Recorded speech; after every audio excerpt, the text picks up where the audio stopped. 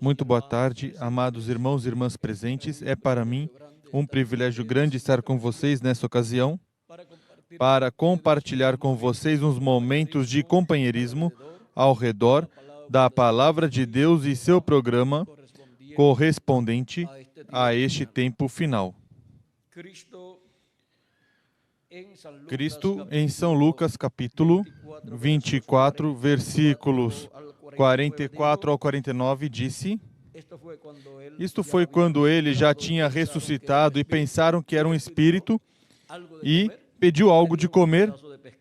Deram um pedaço de peixe e um pedaço de favo de mel, ou um favo de mel, e comeu diante deles.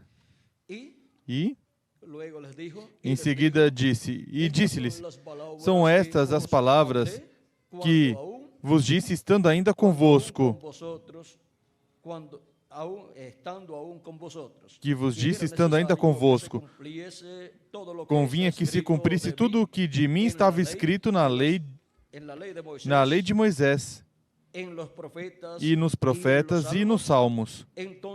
Então abriu-lhes o entendimento para compreenderem as Escrituras.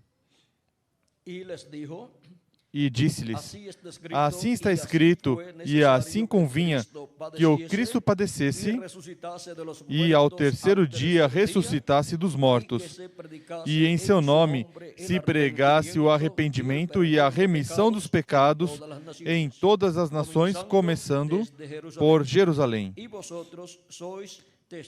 E dessas coisas sois vós testemunhas. E eis que sobre vós envio a promessa de meu Pai. Ficai, porém, na cidade de Jerusalém, até que do alto sejais revestidos de poder. E levou-os fora até Betânia, e levantando as mãos os abençoou. E aconteceu que, abençoando-os, ele se apartou deles e foi levado ao céu. E, adorando eles, tornaram com grande júbilo para Jerusalém. E estavam sempre no templo, louvando e bendizendo a Deus. Amém. Podem sentar, queiram ter a bondade. Vimos o que aconteceu lá nos dias da primeira vinda de Cristo, onde o programa de redenção, onde o que estava no Cordeiro Pascal, que o povo hebreu sacrificou para o dia antes da saída do Egito, e esse Cordeiro Pascual, que todos os anos sacrificava cada família, que cada família sacrificava, em Jesus se cumpriu, e em seguida também todos os demais sacrifícios de animaizinhos que eram oferecidos a Deus se cumpriu em Jesus. O sacrifício do bode se cumpriu também em Jesus. O sacrifício do bezerro ou bezerra que o sumo sacerdote sacrificava por ele e pelos sacerdotes também se cumpriu em Jesus, porque todo o sacrifício pelo pecado foi cumprido em Jesus. Agora vejam, quando Jesus veio para cumprir todos esses tipos e figuras, porque tinham se refletido no Antigo Testamento em todos esses tipos e figuras, tinha se refletido o que o Messias faria em sua primeira vinda. Mas vejam, os discípulos de Jesus Cristo não compreendiam tudo o que tinha que acontecer a Jesus, não compreendiam que Jesus, conforme o programa de redenção, tinha que morrer. E em uma ocasião, Pedro, quando Jesus diz que tem que morrer, mas em seguida vai ressuscitar, Pedro diz, tal coisa não te vai acontecer, porque disse que tinha que ir a Jerusalém e que o iriam prender, o iriam jogar, iriam condenar, e o iriam matar, mas que ao terceiro dia iria ressuscitar. Quando Pedro escuta tudo isso que vai acontecer com Jesus, diz, tal coisa não vai acontecer a ti. Se a pessoa souber que vai a tal cidade, vai ter um acidente, ou vai ter um problema, ou vão prender, ou vão matar, pois a pessoa não vai a esse lugar. Agora, tal coisa não vai acontecer a ti. Queria impedir que Jesus fosse a Jerusalém, mas ele tinha que ir a Jerusalém para realizar a obra de redenção e tinha que ser no tempo de Deus, porque Deus não aceita as coisas fora de tempo. Em seu programa, cada coisa tem seu tempo. Pensem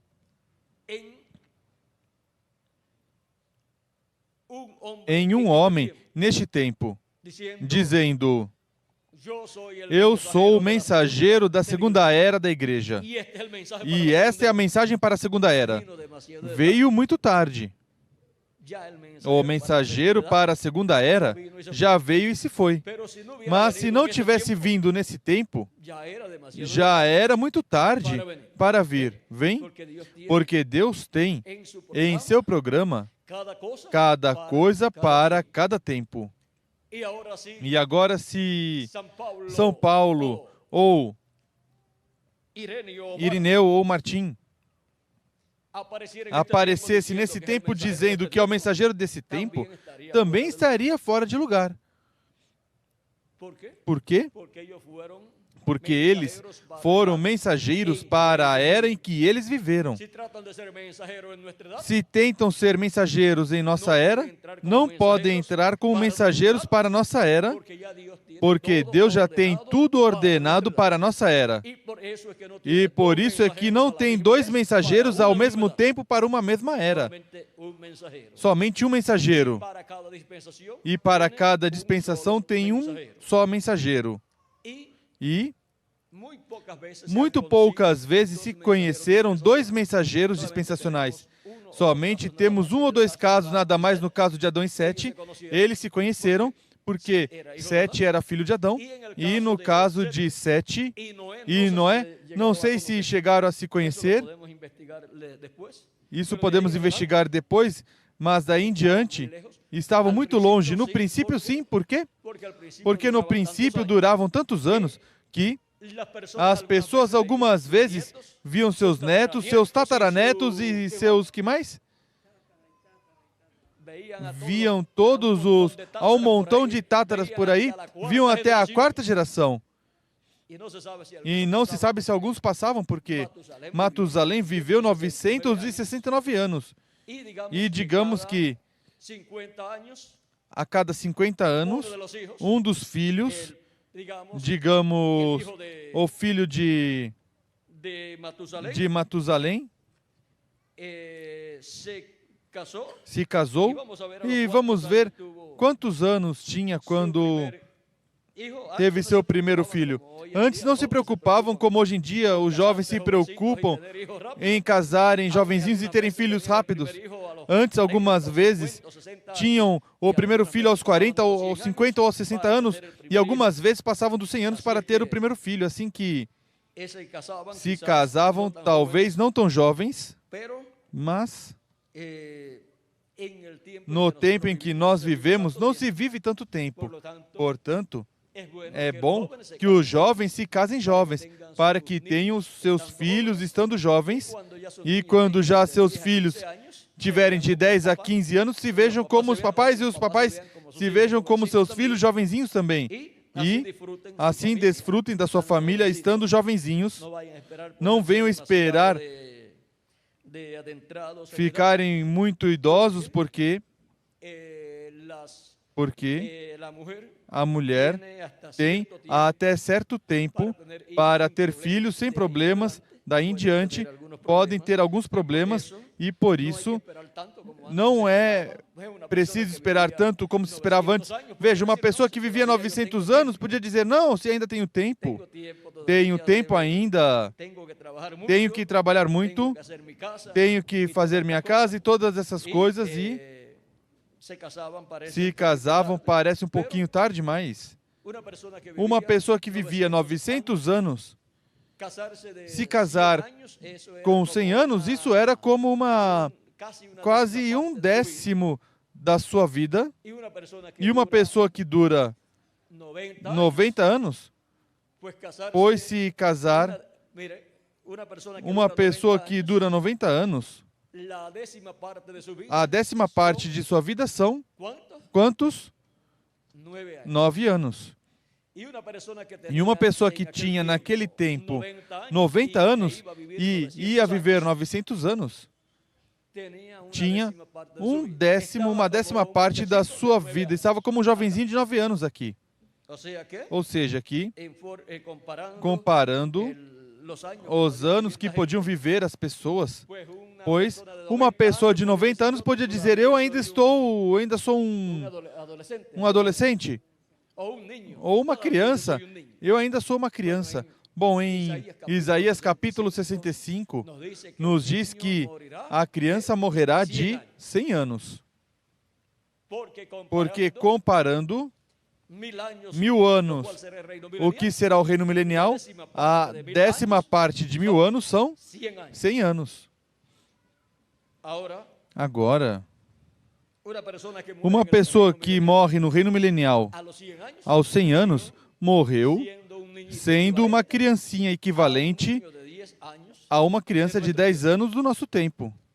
E é que haverá morte no milênio? Claro que sim, mas não para os escolhidos, porque os escolhidos estarão em seus corpos eternos e glorificados e serão os reis com o nosso amado Senhor Jesus Cristo. Mas o resto das nações que entrarão no reino milenial e que serão privilegiadas ao entrar no reino milenial, diz que a criança morrerá de 100 anos, ou seja, que uma pessoa que tiver 100 anos no reino milenial e não for um crente, essa pessoa já terminou seu tempo de vida no reino milenial. E diz que o pecador morrerá com quantos anos? Aos 100 anos também. Ou seja, que o pecador, quem não tiver se arrependido e convertido a Deus durante o reino milenial, aos 100 anos, termina seu tempo. Mais tempo que o que tem atualmente as pessoas. É que durante o reino milenial estará sendo pregado, ensinado a palavra de Deus, como diz Abacuque capítulo 2, versículo 14, onde nos diz que não farão mal em todo o meu santo monte, porque a terra será cheia do conhecimento da glória do Senhor. Ou seja, a terra será cheia do conhecimento da segunda vinda de Cristo, a vinda de Cristo em glória, e do conhecimento da segunda vinda de Cristo, a terra será cheia, e os que durante o reino milenial não forem crentes em tudo o que se estará ensinando no reino milenial, seu direito de continuar vivendo nesse reino chegará até quantos anos? Até 100 anos. Agora, durante o reino milenial também continuarão tendo filhos e filhas os habitantes das diferentes nações. E esperamos que o reino milenial esteja cheio e se encha ainda mais do quê? De latino-americanos e caribenhos. Ou seja, que, pelo que podemos ver através do programa de Deus, o maior número de habitantes para o reino milenial, como que vão ser latino-americanos e caribenhos. E para mim, é de grande regozijo e de agradecimento a Deus que no reino milenial as pessoas que vivam sobre a terra, nas nações, ou seja, aqui na terra, nas nações latino-americanas e caribenhas, não sabemos que nome terão para o reino milenial. Se é preciso mudar o nome, vão mudar. Bom, por exemplo, a parte da Ásia Menor, poderíamos chamar São Paulo. Pois o Brasil tem uma cidade que se chama São Paulo. Por que não ao território da Ásia Menor, onde São Paulo foi seu mensageiro? A cidade de São Paulo ou a nação de São Paulo. Bom, no Brasil, pois, honraram São Paulo, colocando o nome na capital. E se coloca o nome na nação que corresponde ao território onde São Paulo foi seu mensageiro, seria honrar ao apóstolo São Paulo em uma maneira maior, colocando seu nome em uma nação completa.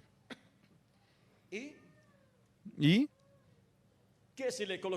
se colocarmos o nome de Irineu no território por onde está a França atualmente, e assim por diante, e talvez esses territórios depois sejam maiores, e cubra aí o planeta Terra, pois possa estar dividido em quantas partes? Digamos em 8 continentes, e que nos deixem o número 8 para nós. E do nome do número 8, pois que nos deixem a nós. Deus já o tem que ter. Deus o tem desde antes da fundação do mundo. Mas, se nós fôssemos escolher, também escolheríamos da mesma forma que Deus o fez desde antes da fundação do mundo. Para cada continente, poríamos o nome de cada mensageiro. Agora, se para a cidade do nosso Deus, que nome Deus vai pôr? Seu nome eterno. Esse é o nome da cidade do nosso Deus. Assim que, vejam vocês, se Deus vai colocar, ou colocou a Santa Jerusalém, a Nova Jerusalém, a Jerusalém Celestial, o nome dela é o nome de Deus. Pois, na mesma forma, Deus fará com os continentes que estarão existindo durante o reino milenial. Temos aí o padrão. Na mesma forma que Deus faz para ele sua cidade, pois também as áreas e eras são mencionadas pelos nomes também de seus mensageiros. O exemplo temos também no Israel terreno. Não colocaram no Israel terreno o nome de Jacó, de Israel? E não colocaram as diferentes áreas ou estados de Israel? Não colocaram o nome de cada um dos patriarcas? Vejam, Deus tem uma forma de atuar. E agora? E o Israel celestial? O Israel celestial, vejam vocês, tem também grandes homens, os anjos mensageiros das diferentes eras, desde aqui até aqui em cima, e não há melhores nomes que esses nomes para as nações ou continentes que existirão durante o reino milenial. E diante a cada continente seguramente estará o anjo mensageiro desse território, e haverá um governo no qual a lei divina será a que estará regendo todas as nações. Agora, podemos ver que o Israel terreno, o povo hebreu, reflete o Israel celestial. E se o reflexo, o seu reflexo, quando você coloca uma mão assim, diante de uma luz e há uma parede lá e mostra que há 5 dedos, quando você vira a sua mão, quantos vai ter? Não terá crescido outro dedinho pelo outro lado. Terá 5 dedos também. Agora, podemos ver que no Israel terreno se refletiu o Israel celestial,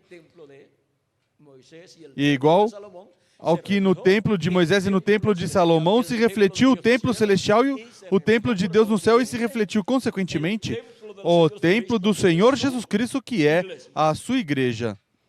Agora, podemos ver que, através da Escritura,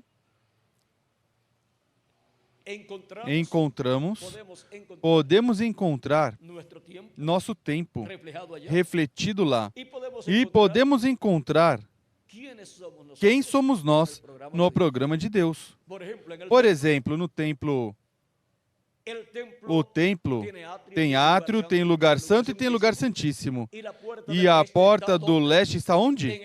No leste, e Israel está no Oriente Médio, ou seja, meio leste, e por lá começou a dispensação da graça. E no leste, ali está a porta do leste, Jesus Cristo, nosso Salvador, dando entrada a todos os que creem nele como nosso Salvador para entrar onde? A casa de Deus, a igreja de Jesus Cristo. E no oeste o que estava? O lugar santíssimo do templo de Deus, onde estava a arca do pacto, os dois querubins e a glória de Deus no meio dos dois querubins. E na construção do templo de Jesus Cristo, encontramos que a parte do lugar santíssimo correspondeu à América Latina e ao Caribe, que é a que se encontra no oeste, ou seja, no ocidente, e a promessa de Cristo em São Mateus capítulo 24, versículo 27, é que a vinda do Filho do Homem será como? Como o relâmpago que sai de onde? Do Oriente, onde foi a primeira vinda de Cristo. E se mostra onde? No Ocidente. Agora vejam, Cristo, durante as diferentes etapas, cumpriu sua primeira vinda aqui e continua como relâmpago se movendo até resplandecer onde? No Ocidente, na Era da Pedra Angular, na América Latina e no Caribe. Aí é onde resplandece como relâmpago o Filho do Homem em sua segunda vinda com seus anjos, e aí é onde o Filho do Homem como relâmpago. Recordem, primeiro relampeja e escutem o que acontece depois. Troveja. Os trovões, os 7 trovões de Apocalipse capítulo 10, e encontramos que é na vinda do Filho do Homem, como relâmpago resplandecendo, e no Ocidente resplandece, e se escutam os trovões, e isso é a voz de Cristo clamando, como quando ruge um leão. E assim como muitas pessoas, quando está relampejando e trovejando, se assustam, assim também acontece quando alguma pessoa encontra um leão rugindo. Qualquer um se assusta. Talvez se assusta igual ou mais que quando está relampejando e trovejando. Agora, podemos ver que a nós, na América Latina e no Caribe, nos correspondeu a melhor parte do programa de Deus, a parte do Ocidente, que é a parte do lugar santíssimo do templo espiritual de Cristo. Agora, através da Escritura, nós encontramos que há lugar santo, lugar santíssimo, e também temos o átrio. O átrio está à frente, mas também nos lados. Havia átrios nos lados, Miguel?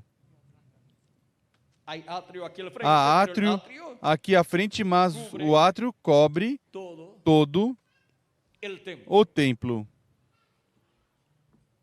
E em Apocalipse capítulo 11, vamos ver o que nos diz aí. É somente uma saudaçãozinha, mas parece que nessa saudaçãozinha está saindo algo aqui que vamos dar, e depois diz: e foi-me dado uma cana semelhante a uma vara de medir, e chegou o anjo e disse: levanta-te e mede o templo de Deus. Recordem que é o templo de Deus, e o altar, e os que nele adoram, e deixa o átrio que está fora do templo.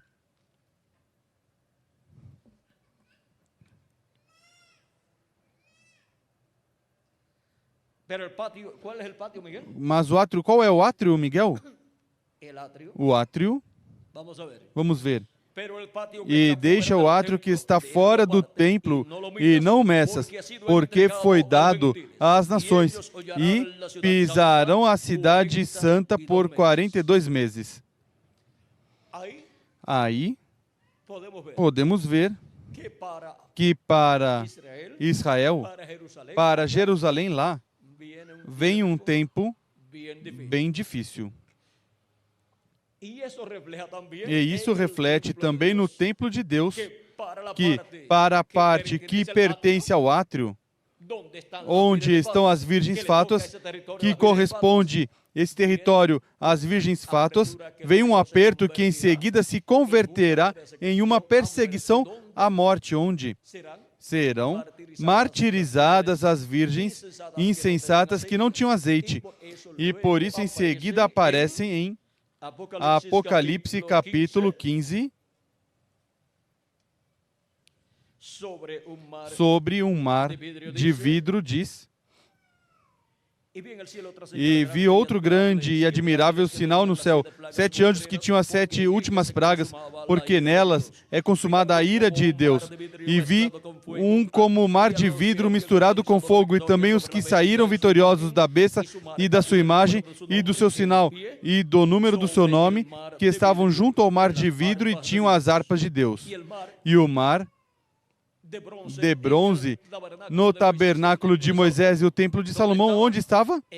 No átrio. Agora, essa multidão pertence a quê? Ao átrio da casa de Deus. E cantava o cântico de Moisés, servo de Deus. Por quê? Porque para o último dia,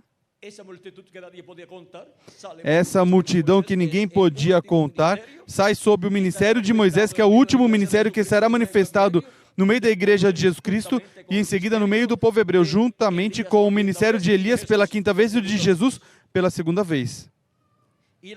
E o cântico do Cordeiro. Por quê? Porque aí estará o ministério de Jesus manifestado de novo, dizendo: grandes e maravilhosas são as tuas obras, Senhor Deus Todo-Poderoso, justos e verdadeiros são os teus caminhos, ó Rei dos santos. Quem não temerá, ó Senhor, e não glorificará o teu nome? Por quê? Porque o nome estará aí manifestado. Porque só tu és santo.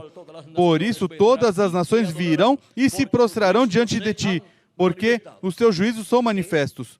É para esse tempo do juízo divino caindo sobre a terra, onde estas virgens insensatas ou fátuas morrerão durante a grande tribulação, porque a besta as destruirá, as matará, mas morrerão como mártires, e isso é uma bênção para elas.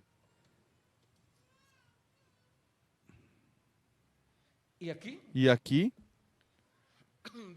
vejam vocês como Cristo nos mostra as coisas que estarão acontecendo para as pessoas que estarão no átrio. Mas onde estão os escolhidos de Deus deste último dia? No lugar santíssimo do templo de Deus. Portanto, somente passaremos por um aperto, e vamos dizer um aperto leve comparado com os apertos e perseguições que a igreja teve em eras passadas.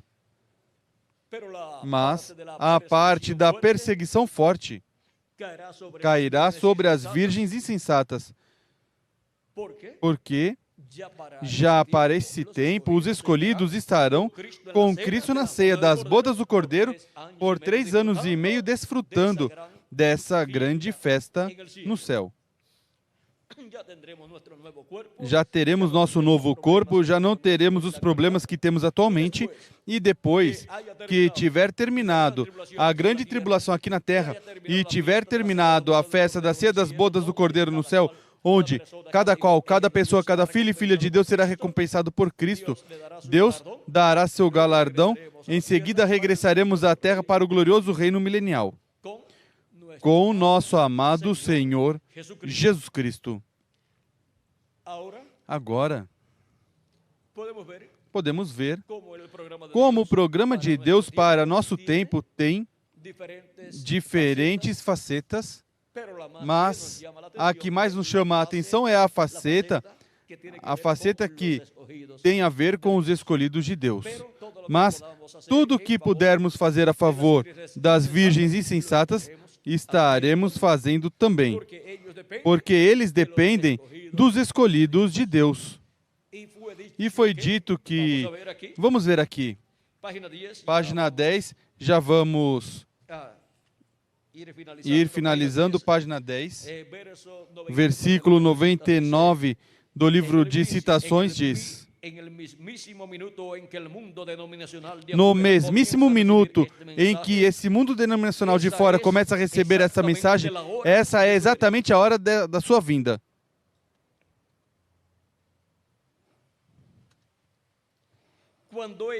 Quando elas foram, as virgens fátuas, compreenderam que não tinham suficiente azeite em suas lâmpadas, e quando vieram bater à porta para obtê-lo, aí foi exatamente quando a noiva se foi, quando as virgens prudentes se foram. Elas não entraram, ou seja, as fátuas não entraram. Não, suas organizações não poderão entrar. Elas não terão a oportunidade. Elas não terão a oportunidade no momento em que a mensagem estiver em circulação, a igreja terá ido. Agora, primeiro, vejam vocês, as virgens fátuas vão ter um momento de oportunidade. Estarão recebendo a mensagem. Diz que quando o mundo denominacional começa a receber a mensagem, essa é a hora da sua vinda. E quando se fala do dia do Senhor, ou do último dia, são 1000 anos para os seres humanos. Quando se fala de uma hora de Deus, está se falando de 41 anos com 8 meses. E nesse ciclo divino de 41 anos e 8 meses, é onde o mundo denominacional vai estar recebendo a mensagem. É o momento em que também as virgens prudentes entram com Cristo ou estarão dentro com Cristo. Onde vão estar? Pois aqui dentro, na era da pedra angular. Com Cristo. E, em seguida, se fechará a porta, porque já terá entrado cada pessoa que tem seu nome escrito no livro da vida do Cordeiro. E há muitas pessoas em todos os grupos que têm seus nomes escritos no livro da vida do Cordeiro. E alguns estão fora também. Não assistem a nenhum lugar, mas tem que chegar a mensagem a todos, para poder se completar o número dos escolhidos de Deus. Temos um trabalho, e é levar a mensagem por todos os lugares para que Cristo chame e junte seus escolhidos na era da pedra angular e se complete o número dos escolhidos de Deus. E os mortos em Cristo ressuscitem, e nós, os que vivemos, sejamos transformados. Temos uma missão da parte de Cristo, assim como foi com os escolhidos de Deus e seus mensageiros das eras passadas. E agora vimos qual é a nossa missão, nosso trabalho na obra de Cristo para que se complete o número dos escolhidos de Deus. E nesse trabalho é que trabalhamos, sempre na Igreja do Senhor Jesus Cristo, através das diferentes eras. Todos foram valentes, deram suas vidas por Cristo, em eras passadas também como mártires, e trabalharam por Cristo com toda a alma, com amor divino, uns mais que outros, porque, mesmo que todos foram valentes, entre todos os valentes, há pessoas que são mais valentes que os valentes. Que os mesmos valentes têm uns que se sobressaem mais em algumas etapas da história bíblica. Dentre todos os valentes que Davi tinha, encontramos que tinha os principais valentes. E assim também acontece na obra de Jesus Cristo. Em cada era e dispensação, o mensageiro de cada era é o valente desse tempo, e com ele está a Igreja de Jesus Cristo como a Igreja valente, que trabalha na obra de Cristo e se mantém em pé. Não importa o que o mundo fale contra ela ou contra o mensageiro que Deus enviou. E entre todos esses membros da Igreja de Cristo que são valentes, há valentes deles que estão braço a braço com o mensageiro, levando a mensagem pessoalmente e também colaborando bem diretamente, economicamente, para que a obra caminhe para frente a cada dia a uma velocidade maior. Estes são mais valentes que os que ficam quietinhos, somente assistindo os domingos às atividades e os demais dias da semana, e não trabalham tanto como trabalham outros que colocaram seu coração, toda a sua alma, seu espírito e suas forças para trabalhar na obra de Cristo. Esses são os valentes dos valentes. E com esses, Deus opera coisas ainda fora dessa congregação, em outras comunidades, em outras cidades, e ainda em toda a nação e em outras nações também. E agora, vejam vocês como houve valentes no tempo de Davi, teve valentes no tempo dos diferentes profetas, no tempo de Moisés também. Josué e Caleb foram os valentes que estiveram ao lado de Moisés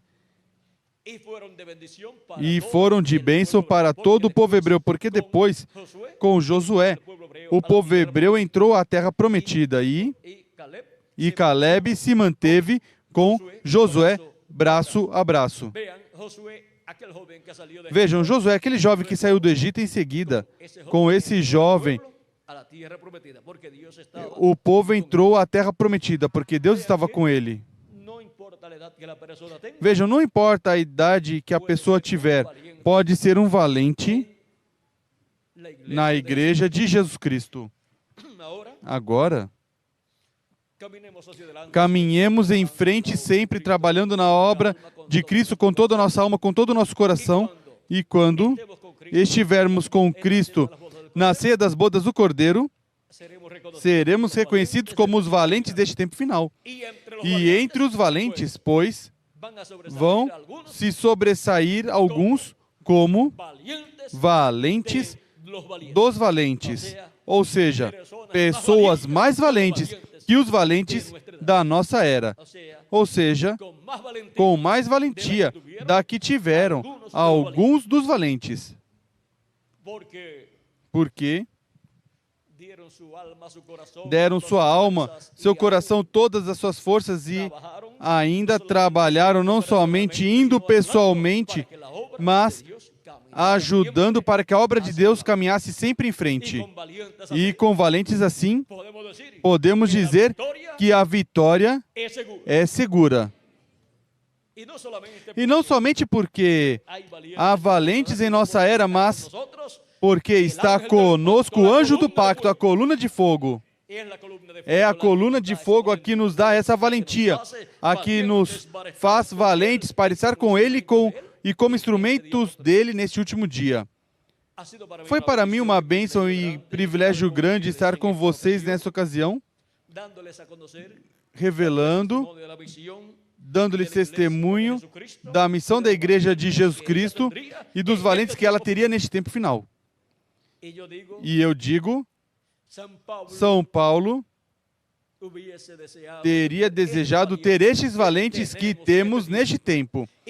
E também qualquer dos mensageiros das eras passadas e ainda nosso irmão Branham teria desejado ter tido estes valentes que Cristo tem neste último dia na era da pedra angular e dispensação do reino. Qualquer era teria desejado ter estes valentes deste tempo, mas correspondeu à era da pedra angular. Qualquer mensageiro das eras passadas teria gostado de ter o grupo da nossa era, mas nos correspondeu aqui a nós. Temos a maior bênção que Deus tenha dado em era ou dispensação alguma, e nos correspondeu neste tempo. Por isso, a Igreja de Jesus Cristo, nessa etapa, poderá dizer a Jerusalém e a todo o povo hebreu: não repares que sou morena, porque o sol me olhou. Pois o Filho do Homem vem como o sol, com o seu rosto como o sol, que é sua vinda como o Rei dos Reis e Senhor dos Senhores, porque o sol é o astro-rei. E Cristo, em sua segunda vinda, é o Rei dos reis e Senhor dos senhores, é o sol da justiça, para iluminar com sua manifestação e sua revelação, iluminar a dispensação do reino no sétimo milênio. Bom, vimos a bênção tão grande que nos correspondeu e a missão da Igreja de Jesus Cristo em suas diferentes etapas e sua missão neste tempo final. E vimos que teria valentes neste tempo como teve valentes no tempo passado. E agora, onde estão os valentes deste tempo final da Igreja de Jesus Cristo? Aqui estamos presentes. Aqui, na cidade da Guatemala, um grupo, em São Lucas, outro grupo, e diferentes lugares da República da Guatemala e diferentes lugares dos países latino-americanos e caribenhos. E alguns também em outras nações e continentes. Que Deus os abençoe grandemente e os use grandemente em sua obra. Valentes de Jesus Cristo, o Filho de Davi, neste último dia, na era da pedra angular e dispensação do reino. Que o anjo do pacto, Jesus Cristo, os abençoe e os guarde e os use grandemente em sua obra e os prospere espiritualmente e materialmente também. No nome eterno do Senhor Jesus Cristo. Amém e amém. Deixo conosco novamente o reverendo Miguel Bermudes Marim. De Jesucristo, del Hijo de David, en este día postrero, en la edad de la piedra angular y dispensación del reino. Que el ángel del pacto Jesucristo les bendiga y les guarde y les use grandemente en su obra y les prospere espiritualmente y materialmente también. En el nombre eterno del Señor Jesucristo. Amén y amén. Dejo con nosotros nuevamente al reverendo Miguel.